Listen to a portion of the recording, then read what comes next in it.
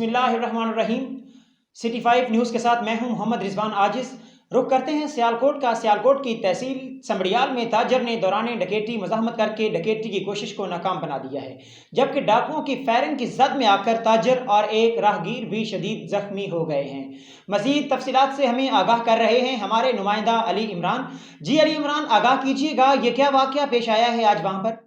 समड़ियाल में डकैती, राजधानी और चोरी की बढ़ती हुई वारदातों के पेश नज़र शहरी रोजाना की बुनियाद पर अपने मालो ज़र और कीमती जानों से भी मरहूम होने लगे, जबकि डकैती की एक और वारदात का वाक़या थाना समड़ियाल के मेन बाजार में पेश आया, जब दो नामालूम मुसल्लह डाकुओं ने ताजर की दुकान पर असला के जोर पर ताजर को यरगमाल बनाया तो दौरान डकैती ताजर की मज़ाहमत पर डाकुओं ने फायरिंग कर दी, जिसके नतीजा में ताजर फैसल शेख एडवोकेट समेत एक राहगीर फरियाद पठान जख्मी हो गए, जबकि मोटरसाइकिल सवार डाकू मौके से फरार होने में कामयाब हो गए। डाकुओं की फायरिंग से जख्मी होने वाले ताजर और राहगीर को इब्तदाई तिबी इमदाद के लिए तहसील हेडक्वार्टर समड़ियाल मुंतकिल किया गया, जबकि थाना समड़ियाल के अंदरून शहर में 72 घंटों के दौरान यह 5वां वारदातों का वाक़या सामने आया है, जिसके बाद शहरी शदीद खौफो हरास में मुब्तला होकर IG Punjab police, RPO Gujranwala range और DPO सियालकोट समड़ियाल में कानून के हुक्मरानों को कायम करने का मुतालबा करते हुए दिखाई देते हैं।